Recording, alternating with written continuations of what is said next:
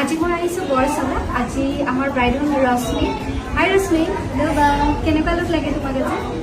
মই তোমাক ইমান দিনৰ পৰা চাই আছোঁ ন ইনষ্টাগ্ৰামত পেজবিলাকত তুমি তোমাৰ ব্ৰাইডবিলাকক যেনেকৈ ৰেডি কৰি ধুনীয়াকৈ বনাইছা ন ধুনীয়া তোমাৰ ব্ৰাইডবিলাক মই আগৰ পৰা বহুত ভালকৈ মই চাই আহিছোঁ যে বহুত ধুনীয়া তুমি হেৰি কৰা তুমি মোক তেনেকুৱাকৈ এটা চিম্পল ধুনীয়া লুক দিয়া যাতে চবেই ভাল হেৰি কৰে চবেই মোক ধুনীয়া ইমান বিশ্বাস কৰাৰ কাৰণে। আৰু আপোনালোকে চাব ৰশ্মিৰ ফাইনেল লুক কেনেকুৱা লাগিল।